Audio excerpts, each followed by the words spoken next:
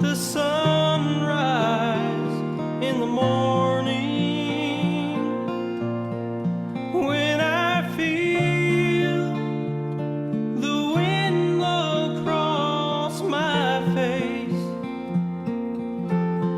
and when I hear the sound of children playing, I know it's all part of God's amazing grace. And I believe there's a place called heaven. I believe in a place called Calvary. I believe in a man, his name is Jesus. And I believe that he gave his life for me.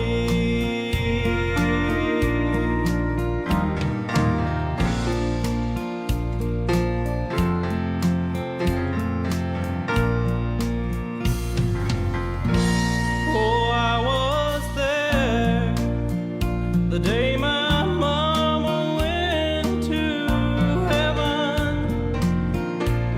I held her hand as she closed her eyes to sleep, and I felt the power of 10,000 angels take her soul away to be crowned at Jesus' feet. And I believe there's a place called heaven. I believe in a place called Calvary. I believe in a man, his name is Jesus. And I believe that he gave his life for me. Oh, I believe that he gave his life for me.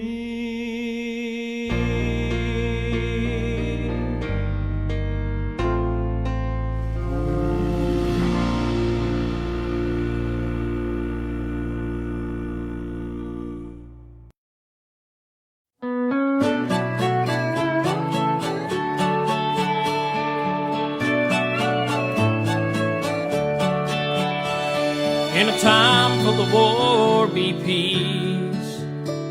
In a time full of doubt, just believe. Jesus is the light, let him shine through you and me. In a time full of doubt, just believe. In a world full of hate, be a light. When you do somebody wrong, make it right. Don't hide in the dark, you were born to shine. In a world full of hate, be a light. In a place that needs a change, make a difference. In a time full of noise, just listen. 'Cause life is but a breeze, better live it.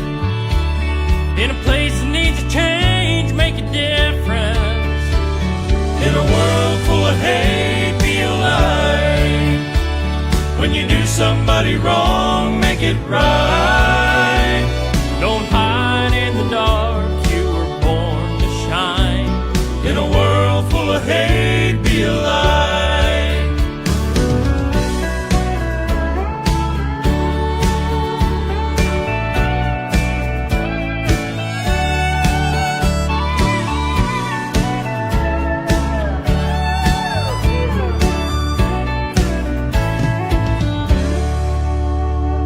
In this race that you're in, don't slow down.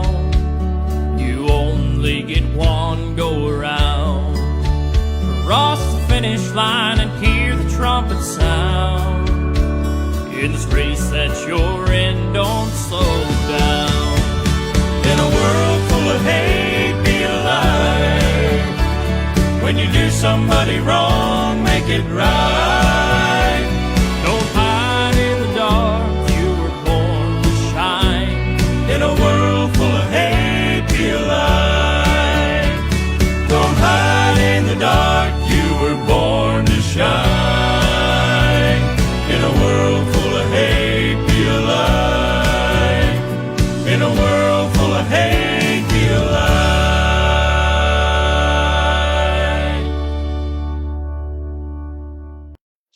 Blessed morning to each everyone. Good morning and praise God for another opportunity that we had this morning.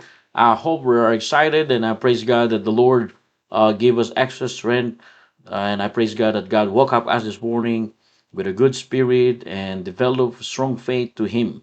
And again, we have a Bible program this morning here in our church in Newman and Perth, Western Australia.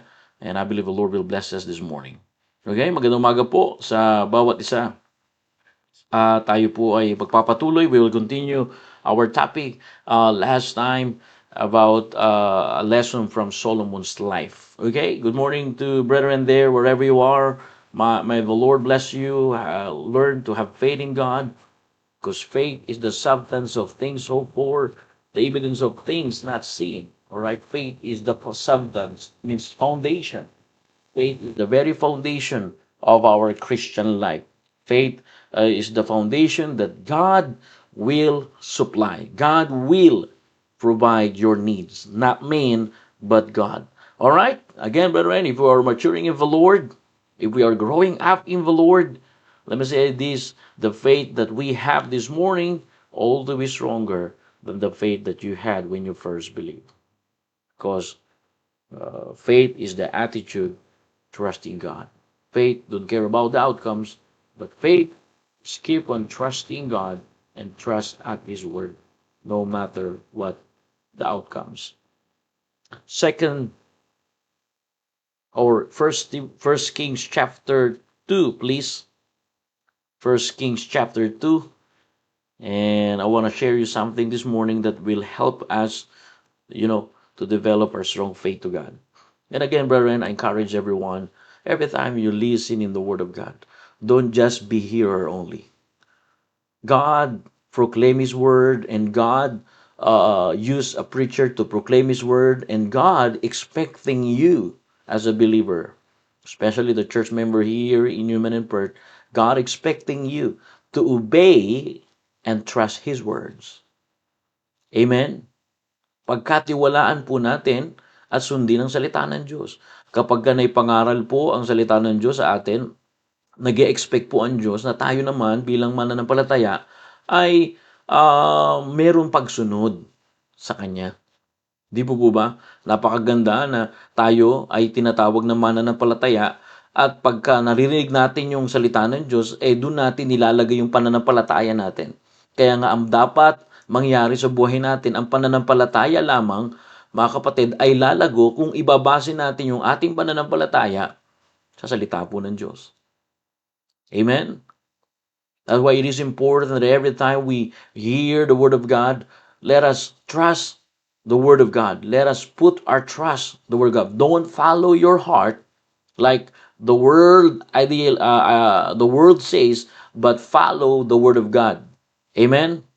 Because the heart is lies. The heart is so deceitful above all things. That's why we have the Word of God, feelings, faith over feelings. What I mean is conviction over emotions, So yan yung mga natutunan natin. I-apply po natin yan. Let us learn to apply the Word of God. All right? So get our Bible, please, and let us read this chapter. First Kings chapter number 2. Bible says, now the days of David draw nigh that he should die. He charged Solomon his son, saying, go thy way of all the earth, be thou strong, therefore, and show thyself as a man. Wow, I like this. This is what we talked about like last Monday, last Tuesday. All right. And verse number 3, okay, and keep the charge of the Lord thy God, to walk in his ways, to keep his statutes and his commandments and his judgment and his testimonies, as is written in the law of Moses, that thou mayest prosper in all thou doest, and whatsoever thou turnest thyself. Verse number 4, that the Lord may continue his word which he spake concerning me, saying, if thy children take heed to their way, to walk before me in truth, with all their hearts, with all their soul, there shall not fail thee, he, a man on the throne of Israel. I like this. He, a man on the throne of Israel. So David encouraged Solomon. David did not tell Solomon to be famous. David influenced his son Solomon to be real man. And brothers and sisters, manhood, true manhood, is obedience to God's will. It's not all about the muscles. It's not all about your money in the bank. It's not all about your skills or talent. Through manhood, thank God for that. Okay, thank God that you have good health. Thank God you have muscles. Thank God you have talent. But without obedience to God, David, right here in the text, God simply saying, through manhood, to the life of David and Solomon, the story speak about the true manhood, brothers and sisters, is obedience to God. Let us pray. Heavenly Father, we come to you in prayer. Please speak to your people as I pass your information to your people, because without you, oh God, we're just good for nothing. Give us humble and teachable and servant's heart like what you do, oh God, in the cross of Calvary. Lord, you are a great example of a servant heart. You gave your life for us. You gave your life for many. You came here not to be ministered, but to minister us. Thank you. And this morning, our goal is also to be channel of blessing to your people. Our goal is to please you more, to know you more. Because to know you more is to desire you more. And to desire you more is to trust you more and love you more. Thank you for a great day that you've given to us. Bless our brethren, whatever they are, what burden that they faces, circumstances that they faces. We know, oh God, you're always with us. You're always with us. We just trust and we just keep on going in your plan in our lives. Any sins that you see in our heart, forgive us, O God, and we promise we will bring back the glory, for thou art worthy to receive. Forgive us in our sin in Jesus' name. Amen. Amen. It's good to be back here in Newman, and we have a great time there in Perth. And I really praise God that our brethren in Perth is continue to serve the Lord at nagpapatuloy po sila. Alright, nasa na po yung mga iba nating kasamahan?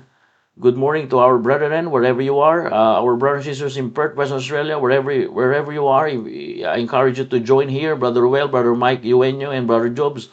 Andito na kayo. Yung mga napagkakatiwalaan ko dyan, join kayo. Alright? Salamat po sa Panginoon.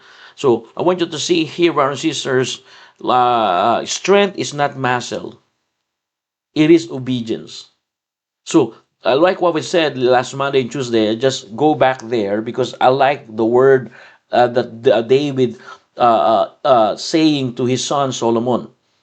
Before he passed the throne to his son Solomon, in verse number 2, you will see the principles here. The Bible says, I go the way of the old earth. Be thou strong, therefore, and show thyself as a man. Wow. Be thou strong, therefore, and show thyself as a man. David did not tell Solomon to be famous. David did not tell to Solomon to be rich, but he told him to be strong spiritually as a man. He told Solomon to be strong in faith. He told him to be obedience in God's law. And the Bible says, be thou strong, therefore, and show thyself as a man. Alright? He told to Solomon to be a true manhood And a true manhood is obedience to God. Brothers and sisters, you cannot build a strong life on a weak convictions. Hindi ka makakapagpatayo ng matatag na buhay kung mahina ang paninindigan mo sa Diyos at sa Kanyang salita. Maraming mga tao nagpatawag na Kristiyano, nagpatawag na Baptist, nagpatawag ng kung ano nung pangalan ng reliyon, pero mapapansin mo ang buhay nila ay hiwalay at hindi kaya-aya sa Panginoon. Kaya makikita po natin mga kapatid na tayo po ay bilang mananampalataya. Dapat makita natin yung kahalagahan na ang buhay natin talaga ay nakikita, hindi lang sa salita. Marahil madalas natin sinasabi tayo ay nagsurrender sa Panginoon, pero makikita yan sa ating pamumuhay. Ang tunay na nagsusurrender ay hindi bunga ng emosyon. Ang tunay na nagsusurrender sa Panginoon ay nagpapatuloy at nagpapakita ng pagsunod sa Panginoon at sa Kanyang salita. Kaya gaya ng aking sinabi, lahat ng sinasabi natin, pinangangaral natin dito, ay yan po ay galing sa salita ng Diyos. Kung galing ang salita ng Diyos, bakit ititrick natin yung sarili natin at nantitrick tayo? You cannot trick us. Do not allow the devil trick you so that you can trick others. Always follow the Word of God. Don't follow your heart. Follow the Word of God. Amen? The Bible says, Solomon said, follow the Word of God. David encouraged his son. His obedience to God's law. Kaya nga ang lakas ay hindi kalamnan, kundi pagsunod po yan. Kaya nga ang tunay na leader, nagsisimula yan sa pagpapasakop sa Diyos. What is a real leadership? Start with submission to God. And brethren, it is important. When David instructed Solomon,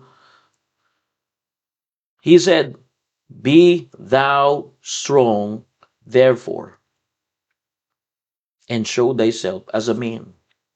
Either amen. May kausap na po ba tayo rito? Good morning. Magandang umaga po sa inyo. Nandito na rin pala si good morning po, Ma'am Caridad Mahor. Good morning to you. And Sister Ornette, good morning. And to all brothers and sisters, Brother Mac, good morning. You see? So I want you to understand that. In verse number 2, David instructed Solomon. David reminded Solomon also in verse number 5 down to verse number 9 to deal wisely with unresolved matters. You see the wisdom that Solomon giving to his son.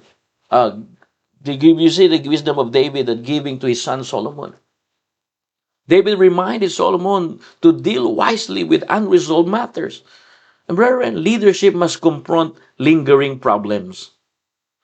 You know, I remember ignoring termites in the house. If you don't deal with it early, it destroy your house. It destroy the foundation of your house. Parang anay na sa bahay na kapag hindi inayos agad, yung mga anay na yan nasisira ng mga gagandang pundasyon ng bahay natin. Brethren, don't ignore small sins. Don't postpone difficult conversation. Clean foundations produce a stable future.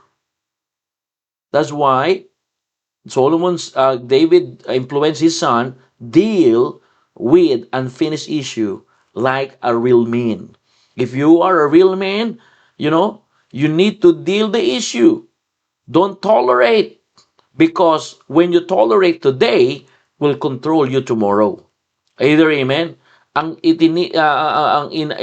iniiwasan mo ngayon, ang tinitiis mo ngayon, ang kokontrol sa buhay mo. Kaya napakaganda na may mga prinsipyo tayong naririnig mula sa salita ng Diyos. Amen? At it is important, brothers and sisters, to receive the Word of God.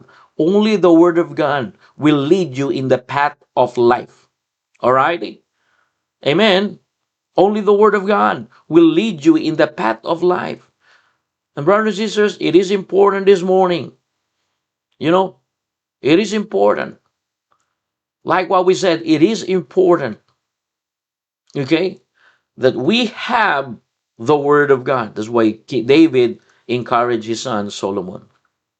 Now, David told Solomon to address unresolved matters of Joab and two captains. Right here. Ano po, ang sabi ng Biblia, in verse number 5, the Bible says, okay? Let's read. The Bible says, moreover, thou knowest also that Joab the son of Zeruiah did to me, and what he did to the two captains of the host of Israel. So, David told to Solomon, all right, don't ignore the unfinished issues. The same, brethren. This is the word of God. This happened in the lives of David and Solomon during their reign. The Bible says, all right, do not ignore unfinished issue. And David told to Solomon, because if you ignore the unfinished issue, it threatens the stability of your kingdom. What a great truth. Amen? Di ba tayo nagpapasalamat? Ito'y katotohanan, mga kapatid, na ang maliliit na sugat kapag hindi nilinis at ginamot ay pwedeng makaapekto to at lumala pa. Kaya nga, I encourage you, brothers and sisters, this is what the principles that we can get here. All right? Small problems ignore becomes big crisis. That's why David told Solomon, all right, you need to address the issue. You need to address the unfinished issues.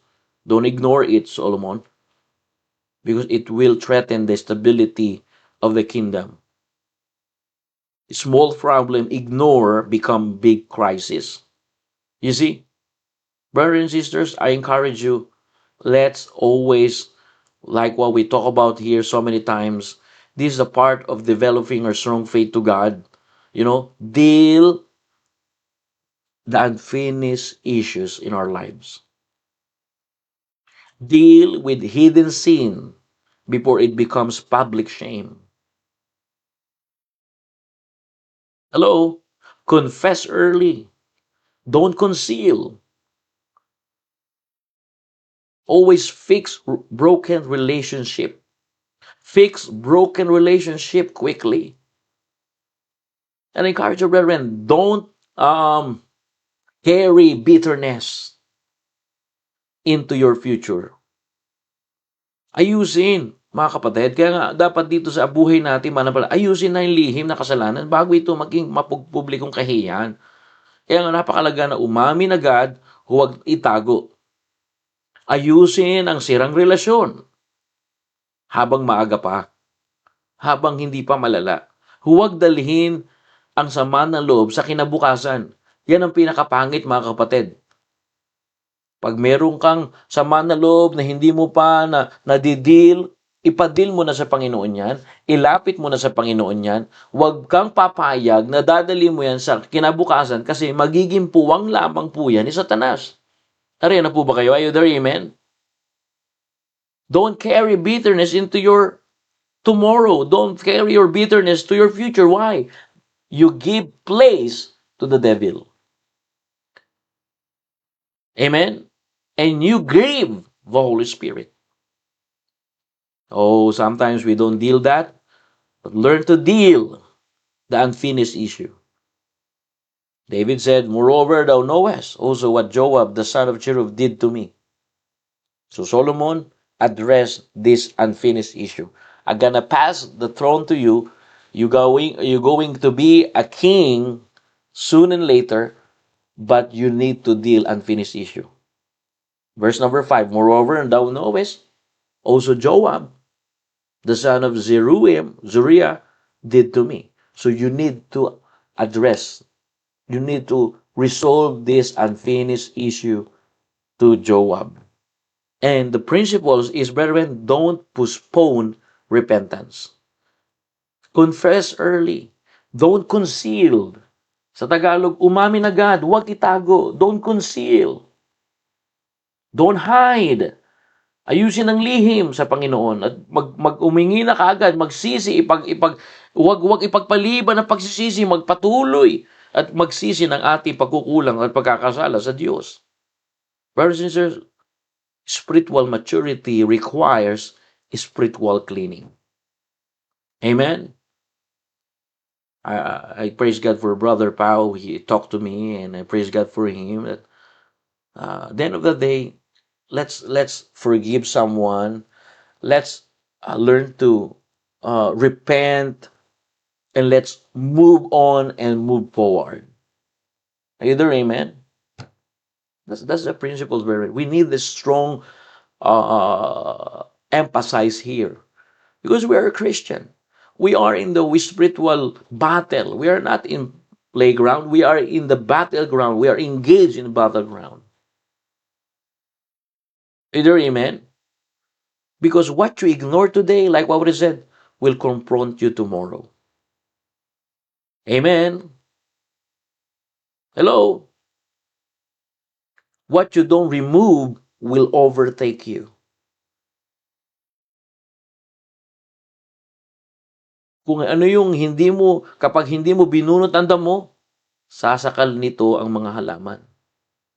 Kaya bunutin mo na yan. If weeds are not removed, they will choke the healthy plants in your garden or in your backyard. So it is important. This is the principles of the Word of God, brothers and sisters. You know, to what you ignore. David simply saying to Solomon, all right, don't ignore that. Deal that with truth and grace. Brothers and sisters, when you deal the issues of your life, deal with truth and grace. Do like we always say this, do not rush and push things. I've been there. I rush things, I push things, cannot never works. But deal with truth and grace. May sinasabihan ako rito mga membro, Brad, napansin ko na hindi ka nakakapagpunta sa mga gawain natin. Kamusta ka na? At bilang membro, at bilang pastor mo, may pastor authority ako sa iyo na sana mag-reply ka lamang at pwede naman tayo mag-usap. Truth yun. Yung grace, antayin mo siya makipag-usap. Huwag mo pilitin. Babayaan natin ang Panginoon ang kumilos sa Kanya. Ngayon, kung pinili niya dalhin yung sama ng loob sa kinabukasan niya, kung ano yung tananim niya, aanihin niya yun. Wala pa ako nakita na nagtanim ng bunga ng santol na tumubo ang mangga. Wala rin ako nakita na tinanim natin yung mangga, tumubo, santol. Alam natin yan. Marami na tayong narinig na ganyang mga prinsipyo sa mga matatanda. Binabanggit nila yan, di ba? Tama ba? Huwag kang magtanim kasi aanihin mo. Kung nagtanim ka ng tama, nagtanim ka ng maganda, aanihin mo. So doon lang tayo sa tama. Narinig na po ba kayo? Brothers and sisters, I want you to encourage, discipline protects the future. Ang disiplina ang mag-iingat sa kinabukasan mo. Kung lagi mo pinapaalala sa partner mo yun, kasalanan niya, hindi ka disiplinadong tao. Pag lagi mong inaalala yung kasalanan nung kapwa mo at para siya ay ma-feel bad, para siya makaramdam ng konsensya, hindi disiplina yan. Ang disiplina, mga kapatid, pinoprotektahan at iniingatan ang kinabukasan. Wag kayong hindi jumoin dito, mga brothers and sisters in Human and Birth. Kailangan natin ito. In fact, para sa inyo talaga ito, kailangan natin pinapublic para makatulong din tayo sa mga kamag-anak nyo. Nasabi nyo, yan din ang problema, kaya pinablic natin. Discipline protects the future, di ba? Discipline protects the future. And brethren, avoid hard decision that weakens your authority. Pag-iwas sa mahirap na desisyon, ay yan po ay nagpapahina ng iyong authority. God gave us authority. In the home, God gave us authority as the husband. Husband, avoid hard decision that weakens authority. But discipline protects the future. You know, leaders must confront problems, not cover them. Now, if they said, alright, ito'y ginawa namin, hindi naman totoo yung sinasabi, alright, maniniwala kita. At least dinil na natin. Huwag pabalik-balik. Pag kinulose na yung usapin, i-close na. Huwag parang bubuksan pa ulit. Close na nga. Ibig sabihin, pinasa Panginoon na natin. Tama po ba, mga kapatid? Kasi pag pinilit natin ang pinilit, peace without truth is temporary. Ang kapayapaang walang katotohanan ay pansamantala lamang. Bible says in James chapter number 5, confess for one another and pray for one another and healed. Doon tayo. Yan ang katotohanan ng Biblia. Diyan tayo magkakaroon ng kapayapaan. Peace without truth is temporary, brothers and sisters. So, David instructed Solomon, all right, David, be a real man, all right, because true manhood is obedience to God's words. And then, if you are dealing the unfinished issue, okay, deal it with the Word of God. Because what unfinished issue is God asking you to address? David instructed, David giving the wisdom to his son Solomon. Anong hindi pa naayos, ayan po ang ipinahaharap sa iyo ng Diyos. Kung hindi pa natatapos, yan ang pinaharap sa iyo ng Diyos. Unfinished issue is God asking you to address. Because what conversation have you avoided? David simply saying, what conversations you avoided? Verse number 5, moreover, thou knowest also what Joab did to me. He start rebelling against God and against the authority.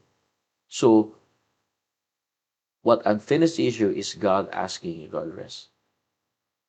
Brothers and sisters, I want you to understand this. Unfinished obedience produce unfinished blessing. Let me say again. Unfinished obedience produces unfinished blessing. Ang hindi kompletong pagsunod ay hindi rin po kompletong pagpapala. Because there is a blessing, full blessing, in obeying. Hello? May kausap na po ba ako? Narito na po ba kayo? Good morning, brothers and sisters. Magandang umaga po sa inyo dyan. Ang hindi kompletong pagsunod ay hindi kompletong pagpapala. Hello? Gustong-gusto natin yung pagpapala, pero hindi naman tayo sumusunod. Gustong-gusto ko ng pagpapala, pero ayaw ko namang sumunod. Di ba nangyayari yon? Di ba nangyayari? Amen? It's happening, brethren. Sometimes we want the blessing without obedience. But right here in the text, David encouraged and instructed his son Solomon that unfinished obedience produces unfinished blessing. Because, like what we said, what you tolerate today will control your tomorrow. What you tolerate will dominate. Ang tinitiis mo at yung binabaliwala mo ang mamamayani o mangongontrol sa kinabukasan mo. That's why, learn to obey the Word of God. Learn to ask God how to obey the Word of God.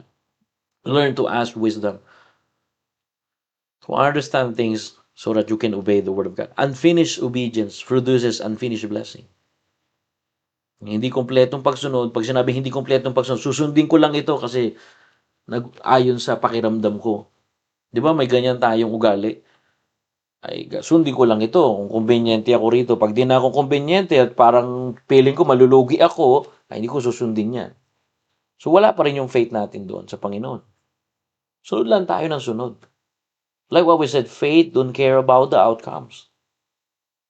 Faith just trust in God, just obeying God, no matter what the outcomes. Because unfinished obedience produces unfinished blessing. You see? So David said to Solomon, before God establishes your kingdom, He will ask you to deal unfinished issues. Amen? Hello? Deal. Fix broken relationship quickly. Don't postpone repentance. Because what you ignore today will confront you tomorrow. Alright, let's proceed in other verses. Okay? Dito po tayo in verse number, let's read verse number 13, please. Bible says, and Adoniah, the son of Haggith, came to Bathsheba, the mother of Solomon, and she said, comest thou peaceably? And he said, peaceably. Verse number 14, sabi ng Biblia, sabi po ng Bible, he said, moreover, I have somewhat to say unto thee. And she said, say on. Verse number 15. And he said, thou knowest that the kingdom was mine, and that all Israel set their faces on me, that I should reign. Howbeit the kingdom is turned about, and become my brother's, for it was his from the Lord. So I want you to understand this, brethren. So Adoniah tried again to gain influence. So he already told to Bathsheba, the mother of Solomon. All right? Adoniah appeared, the Bible says, peaceful. But you will see here, his requests reveal ambitions. Mukhang mapayapa si Adoniah na lumapit, pero ang kahilingan niya ay may nakatagong ambisyon. Is that in the scriptures? It is. Adoniah appeared peaceful, but his requests reveal ambitions. Is that in the text? It is. All right? Adoniah said, thou knowest that the kingdom was mine. Who told you, Adoniah, that the kingdom of Israel is yours? Is that God's approval? Like what we said, don't move without God's approval. But Adoniah moved again and tried again. And the Bible says his requests reveal ambitions. So the Bible says, thou knowest that the kingdom was mine. Look at this. And all the Israel set their faces on me. Oh, okay. Brothers and sisters, it is important, discern. Number 3, I want you to get the principles and the word of God here. Number 2, discern motives, not just words. Discern motives, not just words. Kilalanin ang dapat motibo. Hindi lang sa kanyang pagsasalita. Maraming mambobola na ngayon. In fact, maraming na-scam kasi ang daming scammer. Maraming scammer kasi maraming nagpapa-scam. Kaya nga napakalaga na may discernment ka galing sa Diyos. Madi-discern mo yung motives dito ni Adoniah. You will discern the motives of Adoniah. Adoniah appeared peaceful, but his requests reveal ambitions. Brothers and sisters, listen to this. Discern motives, not just the words. Either amen? Hello? How you discern the motives? Simple. Always go back in the Word of God. Always go back what God's principles about leadership. Always ask the motives. Yun lagi lang yan mga kapatid eh. Kaya makikita nyo po rito, si Adoniah, sabi ng Biblia, nag-try po siya ulit, inulit niya po ulit, at kinausap niya po, at nung kinausap niya po, si Bathsheba, pinakita naman ni Adoniah, mapayapa siya kinakausap ni Bathsheba, at mapayapa rin naman siya kinakausap ni Adoniah. Pero mga kapatid, mapapansin nyo rito, no? Yung kanyang motibo. Ano po ang pwede natin makita at ano yung pwede nating makuha ngayong umaga na magkakaroon tayo ng wisdom mula sa Diyos. May kita po natin, discern motives, not just the words. Adoniah came, the Bible says, peaceful to Bathsheba. His words sounded harmless, but his motive was dangerous. Bible says, verse number 15, and he said, Thou knowest that the kingdom was mine, and when the whole Israel set their face on me, that I should reign. Howbeit the kingdom is torn about, and it become my brother's. So what does it mean, brothers and sisters? What kind of uh,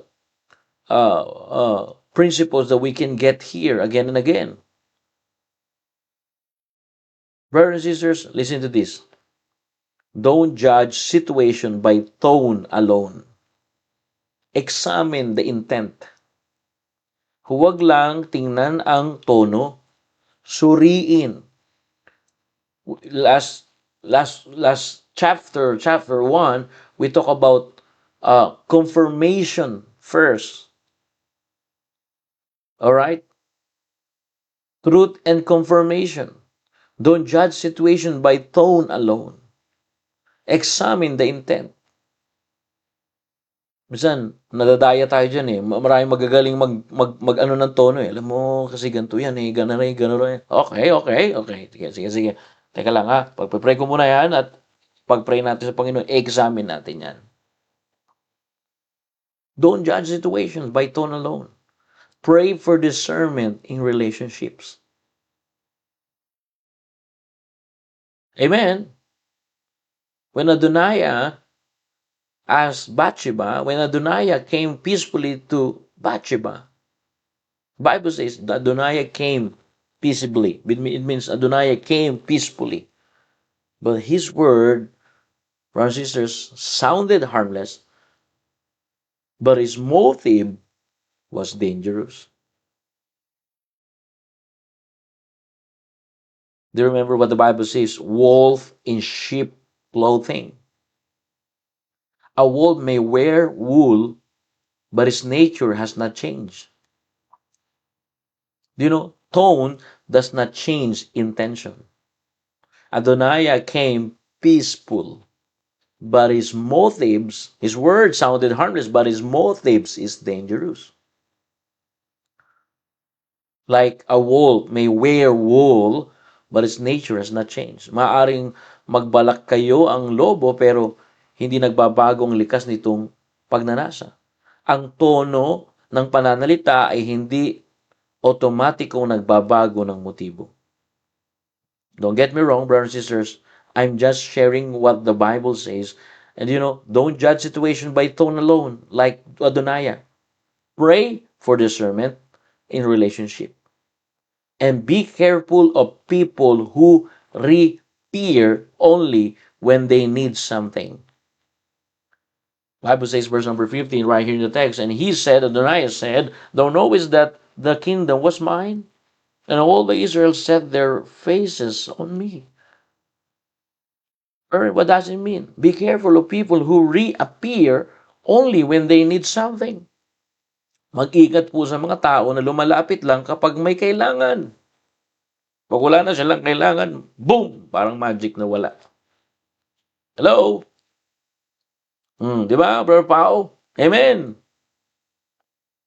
Kaya nga, mag-ingat. Hindi lang yan, ingatan ang puso laban sa manipulasyon. Guard your heart from manipulation. Bible says, verse number 5, 15, he said, Thou knowest that the kingdom was mine, and all the Israel set their face on me, that I should reign.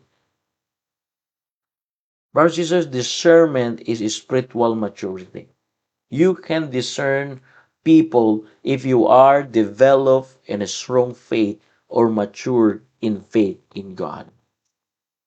Are you there, amen? Hello?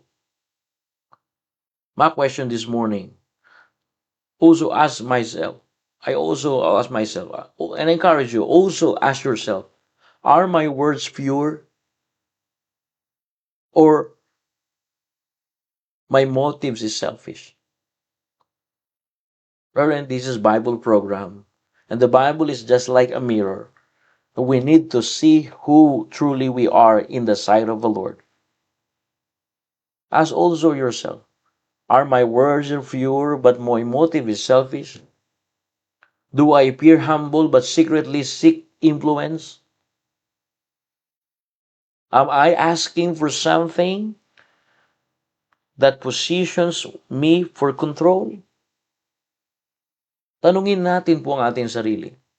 Humingi ba ako ng bagay na magbibigay sa akin ng control? Minsan yung asawang babae o minsan yung asawang lalaki.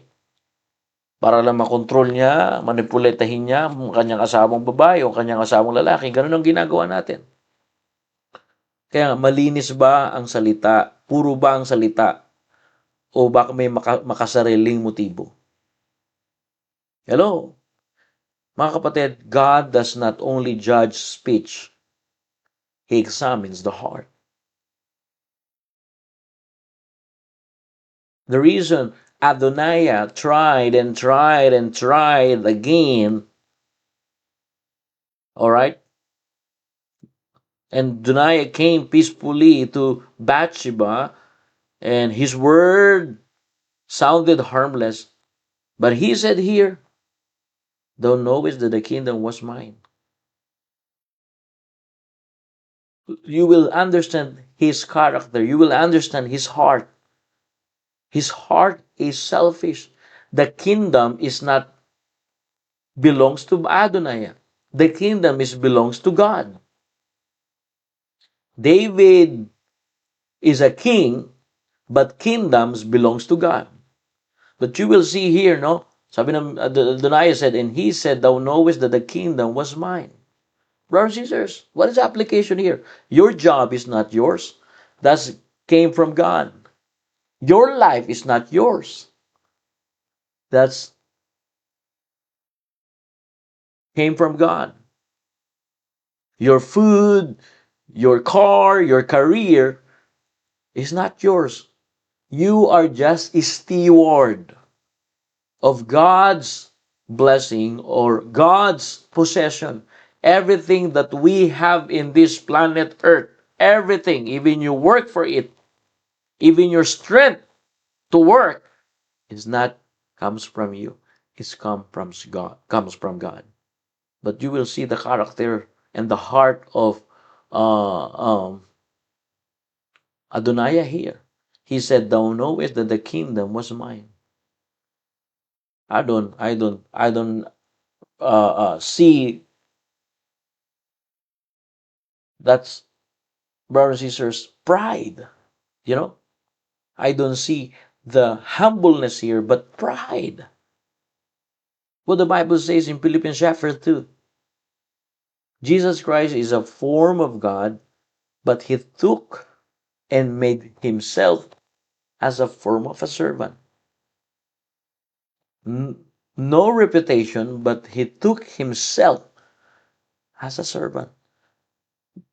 The Son of God, no reputation. He took and he made himself like a form of a servant, like as a man. So what does it mean, brother and sister? That's humility. But Adonai said, don't know is that the kingdom was mine. The kingdom is not yours, Adonai. The kingdom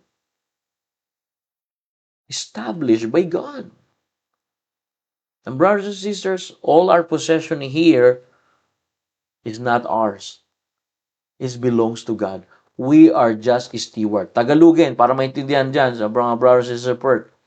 Ang lahat ng mga bagay na meron ka, lahat na meron ako, hindi sa'yo yan. Marahil na paghirapan mo, pinaghirapan mo, binili mo yan, pero nagpalakas sa'yo ang Diyos. Kaya nga makikita mo na ikaw ay katiwala lang ng Diyos. Kung ikaw ay pinagkatiwalaan ng malaki, maging faithful ka sa Diyos. Kung ikaw ay napagkatiwalaan ng maliit, bungahin, papalaguin mo yan, at maging matapat kang katiwala ng Diyos. Hindi, mga kapatid, sa'yo yan. Sa Diyos yan. Kaya, anytime, pwedeng kunin ng Diyos yan. Wala tayong may pagyayabang sa Diyos at anytime, pwede niyang kunin yung pwede nating sinasabing atin. Kaya, sabihin nitong taong ito na sa kanya yung kingdom. Yung kingdom ay hindi naman galing kay David. Galing sa Diyos. Pinili lang si David para maging katiwala ng Diyos at maging hari noong unang panahon. That's the powerful truth according to the Word of God. And Adonaiah, brothers and sisters, his motive is very dangerous. Imagine, he said right here in the second. Let's read all together. He said here, okay? And he said, what the Bible says, the abundance of the heart, the mouth speaketh. So it comes from the heart. So you will find out here what kind of heart Adonaiah. He said, thou knowest that the kingdom was mine, and all the Israel set their faces on. Mahilig pala ito sa Facebook si Adonaiah eh. Mahilig magparinig eh. Tignan mo, nandiyan na sa Biblia. Kaya sino kayo mga Adonaiah dito sa church natin? Tigilan nyo na yan. Hindi maganda yan. Ha? Hindi ka dyan pagpapalain, brother. Hindi ka dyan pagpapalain, sister. May naririnig na kayo, tigilan nyo yan. Doon tayo sa kuntan, binubuhos ng Diyos yung pagpapala. Kaya may preaching, kaya may reminders, kaya may heart preaching. Para maunawaan natin yung kagustuhan ng Diyos. And he said, all right, what the Bible says, the abundance of the heart, the mouth speaketh. Adonaiah said, thou knowest that the kingdom was mine. No. This is not yours. This is God's kingdom. So, the principles that we can get here, brothers and sisters, are my words pure, but my motive is selfish. Adonaiah's words sounded harmless, but his motive is selfish. Thou knowest that the kingdom was mine. That's selfish. Brothers and sisters, God does not only judge speech. All right? I want to clear you. I want to clear that. God does not only judge speech. Examine your heart. Examine my heart. Kaya nga, hindi lang salita, hinahatulan ng Diyos. Sinusuri niya ang puso. Ang puso ni Adonaiah ay makasarili. Ang puso ni Adonaiah ay pang sarili lamang. Kalahin mo, angkinin mo yung kingdom ng Diyos na pinagkatiwala lang kay David. At gusto mong maghari, at yan ang ganyan ang puso na meron ka. Pag ganyan ang puso ng mga asawang lalaki sa kanyang asawa, hindi ka magsasuccessful. Kung ganyan ang puso ng asawang babae sa kanyang asawang lalaki, akin ka lang, ha? Na pinagkatiwala ng Diyos yung asawa mo sa'yo, ingatan mo. Huwag mo parang gawing gamit. Amen? Brothers and sisters, this morning, I praise God that this is what we really need. Ito ang kailangan natin dito. Ito yan. Ito talaga mga kapatid. Hanggat hindi mo na-overcome ito, brother. Hanggat hindi mo ito na-overcome, sister. Hanggat di natin ito na-overcome lahat, hindi pa develop ang pananampalataya sa Diyos. Para ma-develop, i-overcome natin ito. Para ito ma-develop, i-apply natin yung salita ng Diyos. Amen? Amen?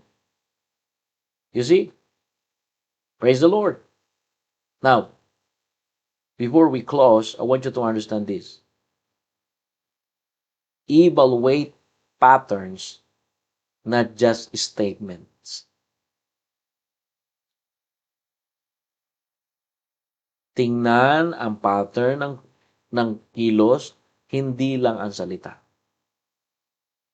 Brothers and sisters, Adonaiah did not ask directly for the throne, but he asked for Abishag. But culturally, that request applied a claim to kingship. Is that in the Bible? It is. So, evaluate patterns, not just a statement. Sabi ng Biblia, hindi diretso o hindi diretso hiniling na Adonai ang trono. Hiniling niya ito doon sa isa rin nagre-rebelde. Kaya ang matalinong leader nakakakita ng hindi nakikita ng iba. Wise leaders see what others miss. Either amen? Again, God does not only judge speech, He examines the heart. He judges your speech. Be careful. So tomorrow, I want you to focus something how David influenced Solomon, so that we can influence our young one. Because this coming month, we have Youth Advance in Perth. Praise God that we have successful Youth Advance in Newman, and we continue that every Saturday now. But we will proceed down there in city, and we have Youth Advance. And tomorrow we will talk about how David influenced Solomon. What I'm sharing you this morning is always examine ourselves, always ask ourselves, always obey what the Word of God says. Ganun lang lagi, mga kapatid. At makikita natin yung paggagalingan ng ng buhay natin. Dapat lagi galing sa salita ng Diyos. Alright? So I hope the message is clear this morning.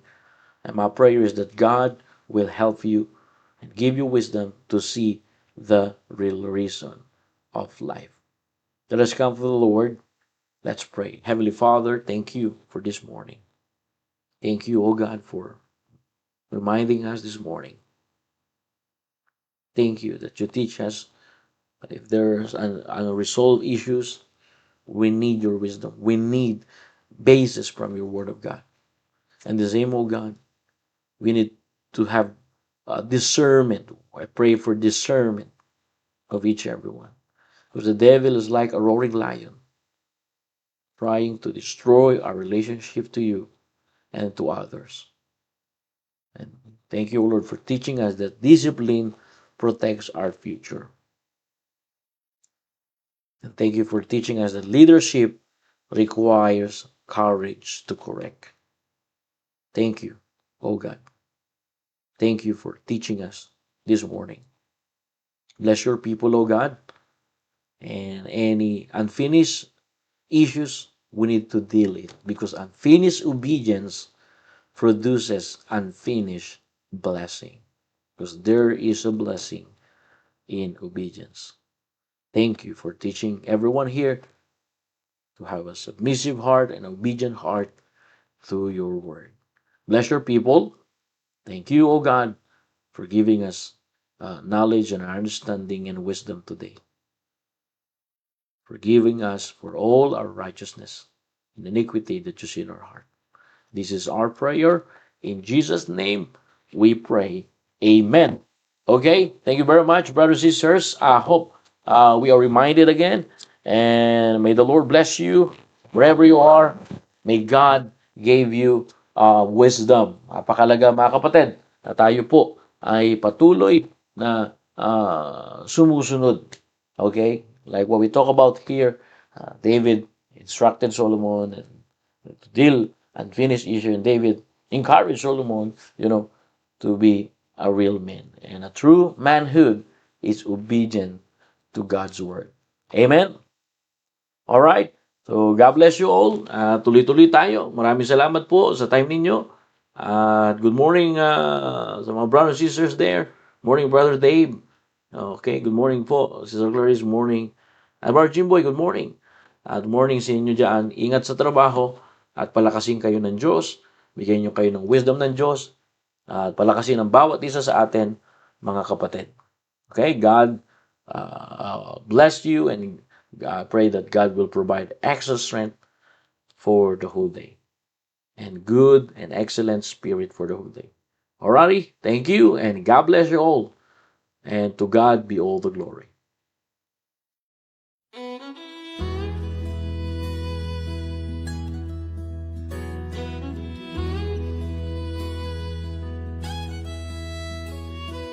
Preacher got up and said, stand to your feet. We'll start with a prayer if you have a need. Let it be heard, saints, let it be known.